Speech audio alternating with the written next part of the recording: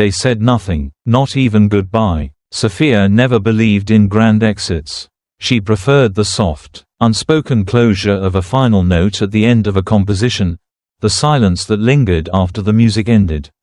She believed in grace, in restraint, in things ending the way they began, with care. But when Ethan and Rachel disappeared from her life, it was neither careful nor graceful. It was sudden, violent in its silence, and as emotionally jarring as a piano dropped into a still lake. At the time, Sophia was 32. She had spent the last 7 years teaching classical voice and theory at the New England Conservatory, where the halls echoed with operatic warm-ups and the occasional lost violinist muttering curse words in Italian. Her life was orderly, her apartment warm with potted herbs and second-hand books, and her mornings always began with Earl Grey and bark. She loved patterns, stability. She trusted time to carry her, slowly and surely, toward the life she was building. Ethan was part of that architecture, a cellist with restless hands and soft-spoken intensity. He had entered her life during her second year of teaching. They'd collaborated on a chamber piece for a faculty showcase, he in his dark suits, hair always a little too long, she with her sheet music printed, marked, memorized. They weren't an obvious pair. He was brooding, impulsive, often late. She was exacting, pragmatic, gentle, but somehow, they made sense. Their relationship was quiet, like her. It wasn't flowers and fanfare. It was shared cab rides home from late rehearsals, nights spent listening to Schubert on vinyl, and coffee in the same chipped mug every morning. Ethan never pushed for attention. He claimed to hate performative romance. Love should be like music, he'd told her once, brushing a hair from her face. Felt, not flaunted. Rachel had been Sophia's roommate in undergrad. Blonde, brash, and magnetic in a way Sophia had never aspired to be. Rachel was the type to drink too much at gallery openings, kiss strangers in moonlight, and then dissect the experience over Thai food the next day. Sophia loved her the way one might love a favorite book character, fascinated, protective, slightly wary. After graduation, Rachel had bounced between creative jobs, photography, event planning, a stint in a marketing firm, never settling long enough to grow roots. But she remained a fixture in Sophia's life. Sleepovers turned to Sunday brunches. Secrets were texted in shorthand. Memes sent at 2 a.m. Rachel never stayed long, but she always came back. And she had never liked Ethan. He's too clean, she'd say, like a marble statue. Gorgeous, sure, but cold. Sophia had laughed it off. Not everyone has to bleed chaos to be real. Love should be messy, Rachel insisted, complicated, real. Sophia had believed, perhaps naively, that Rachel's opinions were just that, noise on the periphery of something deeper and quieter. A friendship that had lasted over a decade. A relationship built on trust. 1 month before her planned engagement weekend, a trip to Maine where she and Ethan were to visit her parents and discuss formal announcements, Rachel took an indefinite leave from her graphic design firm. Burnout, she said casually. I need to just vanish for a bit. No big drama. Sophia offered her guest room. Rachel declined. I'll be around, just laying low. Ethan, meanwhile, grew distant. At first, Sophia chalked it up to performance stress. He was preparing for a European tour with a new quartet. His first major booking in nearly a year. Rehearsals ran late. His texts became shorter. He cancelled dinner twice with vague apologies. Exhausted. Rain check. She didn't press. Musicians drift. She had always known that. And yet, there were moments, half glances when he didn't think she was watching. Pauses in conversation too pregnant to be natural, where unease coiled in her stomach. A perfume on his coat that wasn't hers. A call he declined too quickly. A comment about Rome that felt too practiced. Still, she said nothing. The morning everything broke, she woke to sunlight slicing through the blinds. It was a Saturday. She planned to visit the florist that afternoon. Her phone buzzed with a message from her mother. Are you all right, sweetheart? I just saw the post. They're married. Sophia sat up, Her pulse crashed like a timpani roll. What post? She opened Instagram. Her hands trembled. There it was. A photo of Rachel and Ethan in front of a pale chapel in Amalfi. He wore a light suit, his tie crooked. Rachel, in a white slip dress, smiled like she'd won a bet. The caption read, "We did it our way. No rules, just love," followed by a red heart and the Italian flag. Sophia stared at the screen for a long time. Then she closed the app.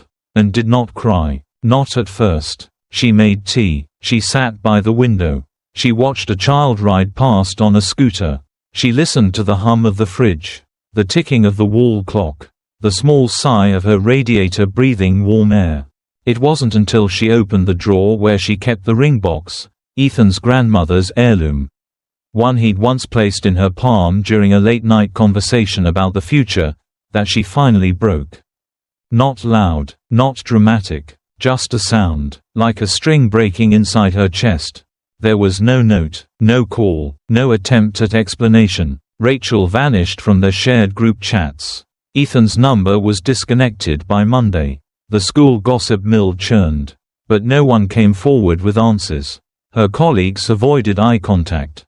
Her students grew quiet. Sophia moved through the days like someone underwater. Her lectures became shorter, her performances more mechanical. Her laughter, when it came, felt borrowed. She would later describe those weeks as the silence after applause, that aching stillness where the music had ended but the air still remembered it. And in that silence, she made a decision to leave, to go not where they couldn't find her, but where they wouldn't think to look. She bought a ticket to Lausanne and began to pack, not just her belongings, but her identity. She would not chase an answer. She would build one. From music, from distance, from herself. I couldn't scream, so I played instead. Leaving Boston was easier than Sophia expected. There were no dramatic goodbyes. No arms clinging to her at the airport. No frantic texts asking her to stay. Most of her friends had grown silent after the news of Rachel and Ethan's elopement. Silence, she learned, was how most people protected their own comfort. They didn't want to ask, because they didn't want to know. So she let the silence speak. She packed over 3 quiet evenings, folding her life into boxes and suitcases like she was wrapping up a recital. Her apartment, once filled with the scent of tea leaves and old books, began to feel less like home and more like a shell she had outgrown. The ring box she once hid in the kitchen drawer remained untouched. She didn't take it with her, but she didn't throw it away either. Some symbols deserve no audience. The decision to go to Switzerland had come like a whisper. Her father, in the last letter he wrote before his hands grew too unsteady, had enclosed a postcard of Lake Geneva, with a line scrawled beneath, "This is where I first heard myself think clearly." That was enough. She contacted a colleague who once taught in Lausanne and discovered a rare opening at the Conservatoire de Musique, a respected institution known for its fierce tradition and breathtaking proximity to the Alps. Within a month, she was offered a position teaching classical voice and interpretation. She told no one except her father. In the days before her flight, she mailed him a letter, addressed in her cleanest cursive, "I'm going. You were right. Maybe I'll hear myself too." The apartment she found was modest, tucked above a bakery that smelled of vanilla and apricot. Its windows faced the lake, where morning fog hovered like breath over water. She furnished it sparsely, a second-hand upright piano, a bed with an iron frame, a small writing desk. Her world became a composition in minimalism.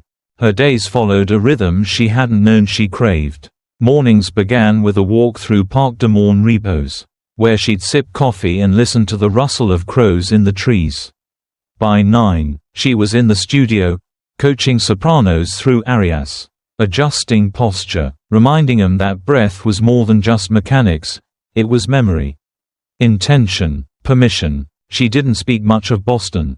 To her students, she was simply Mademoiselle Lorenzi, a name borrowed from her maternal grandmother. One that made it easier to disconnect from what she had left behind. The name Sophia was still hers, but now it was spoken with a different cadence. one softened by French vowels and tempered by patience. She wrote letters to her father every Sunday. Long, rambling dispatches about her students' breakthroughs. The bakery's seasonal pastries. The way the light shifted on the lake at dusk. He never wrote back, not because he didn't want to, but because his Parkinson's had worsened. But her mother called once a month. And in her voice was the warmth of a man who still smiled when her letters arrived. The grief was not gone. But it had found shape. Contour. Silence became less a punishment and more a resting note. One December evening, the director of the conservatory invited her to a faculty recital. She nearly declined. Crowds still made her stomach clench. But she owed it to the students, to the faculty, to herself. The performance was held in a small theater with deep red seats and golden trim. The stage was intimate, the lighting soft and warm. She sat near the back, her coat still wrapped around her knees. The program read, Alexandra Mercier, Piano Recital, Reflections on Winter. The name struck her like an unresolved chord. She knew it, not personally, but through Ethan. Alexandra had once been his teacher, his mentor during a summer residency in Vienna. Ethan used to quote him like scripture. Mercier says music is architecture made of time. Mercier believes every pianist should know silence better than sound. Sophia sat up straighter. Then the music began. Alexandra walked onto the stage without announcement. Silver-haired, tall, with a presence that felt at once effortless and immense. He bowed once, sat, and played. What emerged from the keys was not performance, it was confession. Each note felt like a memory being poured out. Some trembled, some lingered too long, like reluctant truths. The pieces moved from Rachmaninoff to Satie, then to a quiet, original composition that unfolded like snowfall. Sophia forgot to breathe. She had not realized how long she'd been holding her grief like a dam. The music cracked it, gently, decisively. After the performance, she remained seated while others applauded. When she finally rose, her legs felt unsteady. She didn't plan to speak with him. But as she exited the theater, he stood by the door, speaking softly with one of the faculty members. When their eyes met, something passed between them, recognition not of face, but of depth. Bonsoir, he said, stepping toward her. She replied in French, but her accent betrayed her. You're American, he smiled. She nodded. Boston, but that feels like another lifetime. I lived there once, long ago, taught a few lost souls. Sophia hesitated. Ethan Cadwell was one of them. Alexandra's eyes flickered with memory. Ah, the cellist who played with anger but loved with fear. She blinked. I knew him, she said quietly. Very well, once. Alexandra nodded. He spoke of a soprano. Gentle, precise. Said you made him play in tune. Sophia gave a dry laugh. That didn't last. No, he agreed, but influence leaves traces, even on those who resist it. There was a pause, then he tilted his head. You didn't cry during the performance. He said. I didn't need to, she replied. No, he said. You've already done your crying. Now you're just waiting for the thaw. That stunned her. He continued. I teach a small class on Tuesdays. Not for technique, for presence. I believe some music only comes when we stop trying to prove we can play. She looked at him. You're inviting me. I'm offering you a room. He said. What you bring into it is yours to decide. She didn't answer, but she showed up the following Tuesday. And that, quietly, became the beginning of something she hadn't dared to imagine. A return, not to the past, but to herself. He didn't ask for my story. He gave me back my song. By the third Tuesday, Sophia knew she would keep returning. Alexandra's class wasn't structured. It wasn't about arias or phrasing or posture. It wasn't about performance at all. It was about presence, breath, a kind of artistic stillness few conservatories taught and fewer musicians practiced. The room he used was tucked away at the end of the oldest corridor in the conservatory, with frosted windows and aging wooden floors that creaked no matter how softly one stepped. It smelled faintly of varnish and lavender. There were no chairs, only floor cushions and a grand piano that looked older than the building itself. The first time Sophia sat beside it, she felt something ease inside her. Not heal, just pause. She never spoke during those first sessions. Neither did Alexandra, unless it was to guide a breath or comment on a tone. But he watched her, not in the way that demanded something, but in the way that allowed something to rise. It wasn't that she trusted him. It was that she didn't feel the need to defend herself. He never asked about Boston, never brought up Ethan again. In the silences between chords, there were no ghosts, just the present. Soon, Sophia began to linger after class. Sometimes they'd talk about music, Debussy's Contradictions, Mahler's Longing. Other times, they didn't speak at all. One afternoon, they watched the snowfall from the wide windows, drinking black coffee in chipped porcelain cups. He told her about his wife. Briefly, her name was Claire. He said, she painted in oils and never learned to drive. Died 6 winters ago. Still makes tea for 2. Out of habit. Sophia didn't ask more. She only said, she must have been beautiful. She was difficult. He smiled. But yes, beautiful in the way shadows can be. It was the first time Sophia realized how alone he might be, and how carefully he'd learned to carry it. Their connection didn't unfold like a romance. There were no declarations, no touch lingered longer than it needed to. But she noticed the way he always waited until she'd walked into the room before beginning. How he started to leave his sheet music where she could see it. How he brought extra gloves when snow was forecast. It wasn't affection, it was attention. One afternoon in late February, while the students rehearsed in the recital hall across campus, Alexandra stood beside the piano and asked, "If you weren't afraid of being left again, what would you sing?" The question wasn't cruel. It was soft, like an open door. Sophia looked at him for a long time. Then she turned away. She didn't return the next Tuesday, but she returned the one after that. And in her hands was a single sheet of manuscript paper, creased, penciled, and smudged at the corners. "I wrote this," she said. Alexandra sat at the bench, smoothed the paper. "You want to sing it?" She nodded. He played. It wasn't flawless. Her voice cracked on the third line, but she didn't stop, and when the final note rang out and fell into the quiet, she didn't smile or speak. She cried, not with sobs, not with sound, just tears, silent and clean, cutting through the skin of her restraint. Alexandra didn't say anything. He stood. He handed her a glass of water. Then he left the room. It was the most intimate gesture she'd ever received. After that day, something changed. They started walking home together, sharing dinners. He taught her how to make fondue. She helped him reorganize his ancient library of sheet music. On rainy days, they played four-hand pieces on the piano until the light faded and their fingertips ached. One evening, she found herself sitting on the floor of his apartment, flipping through a book of German Lieder. He handed her a blanket, said nothing, but when she looked up, he was already watching her. Their first kiss wasn't urgent. It was quiet, as if it had been waiting for them all along. When it ended, she didn't pull away. She leaned in again. Spring arrived slowly in Lausanne. They kept things private, not out of secrecy, but out of reverence. She told no one in Boston. Her emails to her mother grew shorter. Her father had passed in March. Quietly, his hands still too stiff to write but his mind sharp enough to tell her.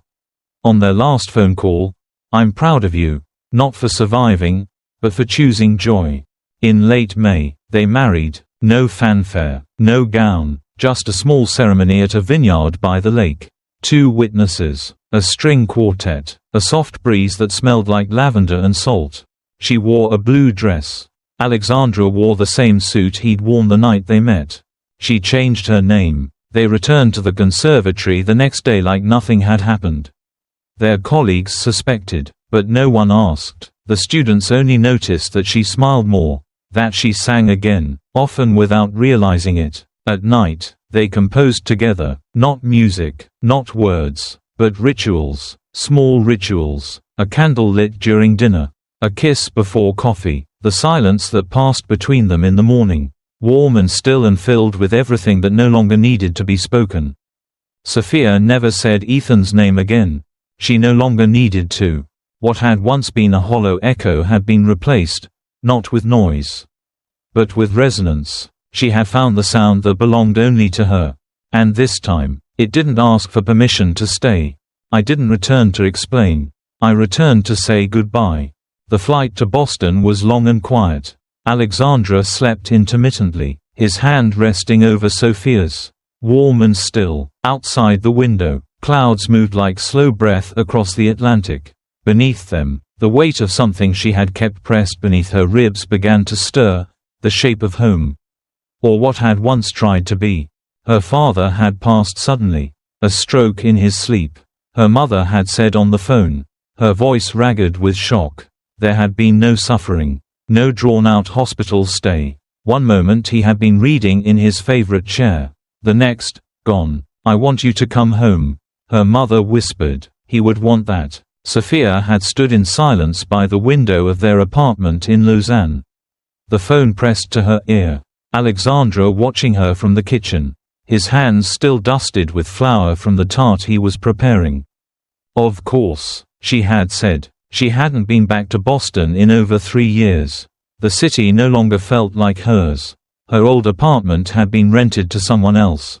Her favorite cafe had turned into a smoothie bar. And yet, as the taxi drove them through the familiar streets, memory crept in through the cracks, buildings she used to walk past every day. The corner where Ethan had once kissed her in the snow. The conservatory dome gleaming like a forgotten dream. The funeral was held in a modest chapel on the edge of town. Nothing ornate, her father had always favored simplicity. Beauty doesn't need gold, he used to say, it just needs sincerity. Sophia wore black, a wool dress that fit like resolve. Her hair was shorter now, falling just above her shoulders in soft waves. Her heels clicked on the chapel steps with a steadiness that surprised even her.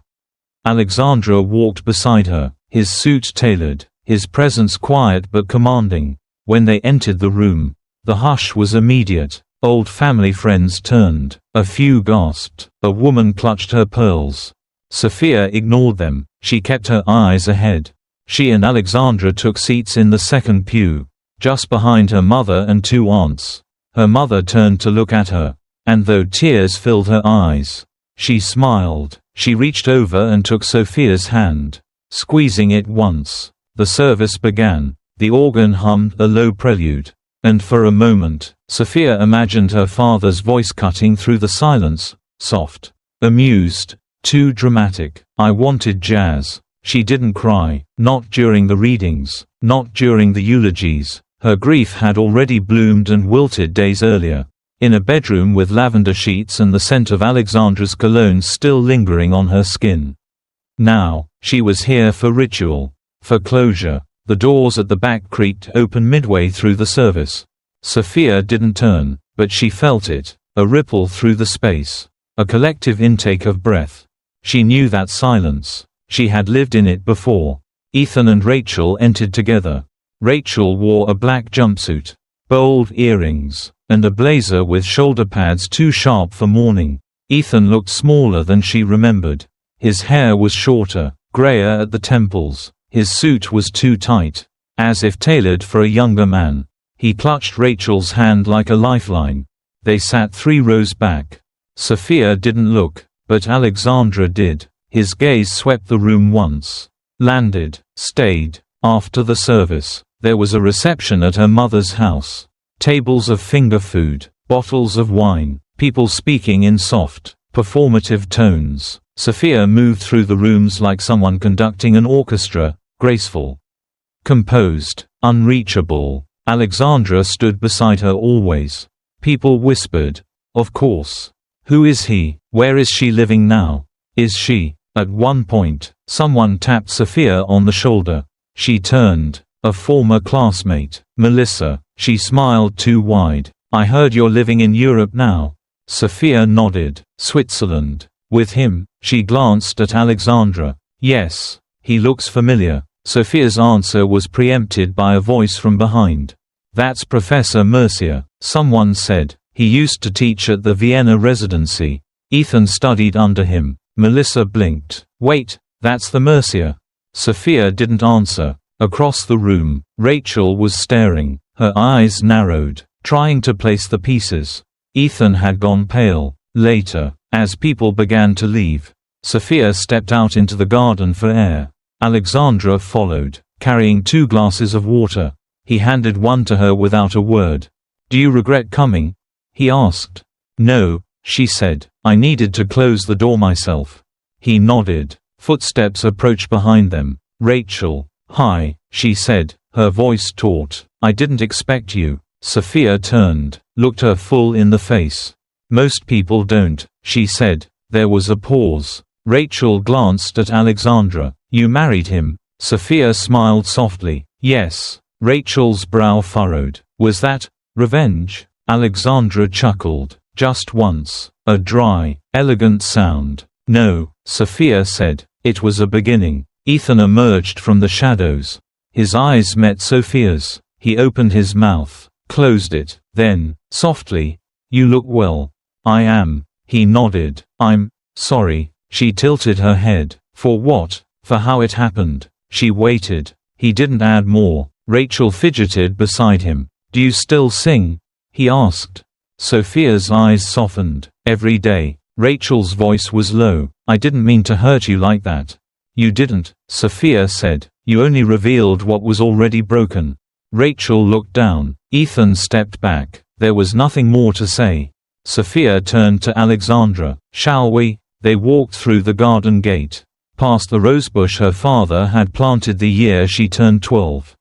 She reached out and touched a petal on the way out, soft.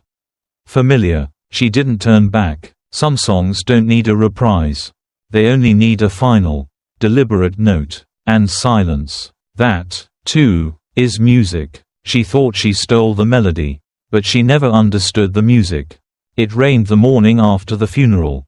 Not a storm, just a soft, persistent drizzle that made the hydrangeas along the walkway droop and filled the gutters with last season's leaves. Sophia stood in the kitchen of her childhood home, making tea with her mother's old ceramic kettle. The house felt emptier now.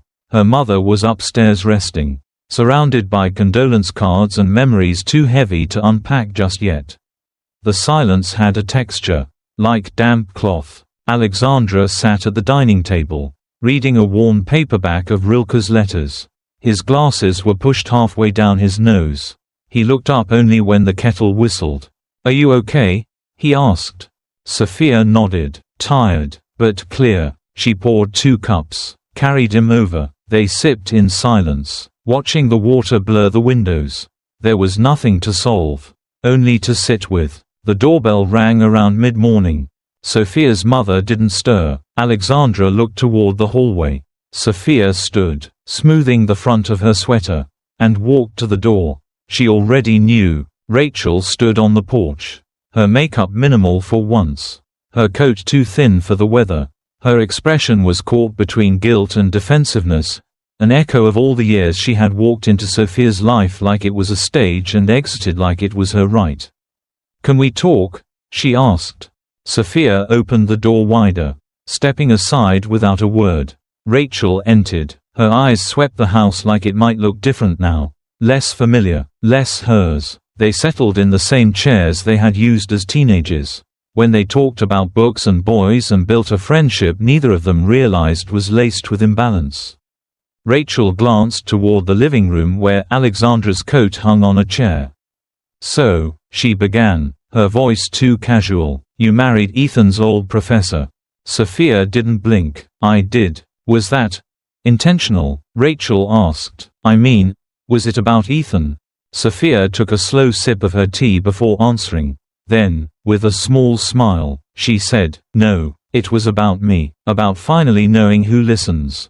Rachel said nothing. Sophia continued, "You know, for a long time I thought the problem was that I wasn't loud enough.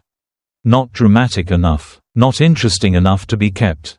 Rachel flinched. "That's not fair." "But it's true." Sophia set down her cup gently. "You took what you thought I wasn't protecting. But love isn't about possession or proximity. It's about resonance. And you never stayed long enough to hear mine." The words weren't cruel. They were steady, measured, like a recital in a language only Sophia had learned to speak.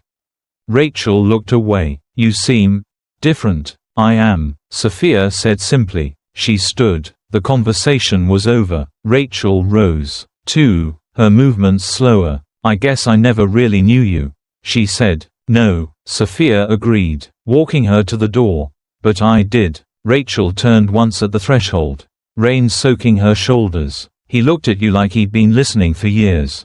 Sophia's eyes softened. "Because he has." Rachel didn't respond. She walked away, her figure folding into the rain. Later that afternoon, as the sky cleared just enough for a glimmer of light, Sophia and Alexandra arrived at the airport. Their flight wasn't for another 2 hours. But neither of them liked rushing goodbyes. They found a quiet corner by a window overlooking the runway. Alexandra pulled out a leather-bound notebook, their shared one. The pages filled with musical sketches, lines of poetry, grocery lists, and things they didn't want to forget. He handed her a pen. "Shall we start something new?" Sophia smiled. "Yes." She wrote the first bar of melody. He followed with a harmony. There were no rules, only instinct. When she paused, he waited. When he hesitated, she offered a chord to guide him back. This, Sophia thought, was what collaboration should feel like. Not control, not compromise, but curiosity. Her phone buzzed. A text from her mother. "Thank you for being exactly who you are. Dad would have said the same." Sophia turned off the screen. Outside, a plane rose into the sky. She rested her head on Alexandra's shoulder. "He asked me once if I still sing," she whispered. "And what did you say?" Alexandra asked. "I told him, every day." Alexandra smiled, his thumb brushing against her wrist. "You don't just sing anymore, Sophia. You resonate." They sat in silence, their fingers threading over the page, the music building in quiet layers. Sophia's voice, when she spoke again, was almost a breath. They took what they could carry. But music never belonged to hands. She looked at him. "It belongs to hearts that stay." He kissed her knuckles. And the composition continued. Not for anyone else, just for them.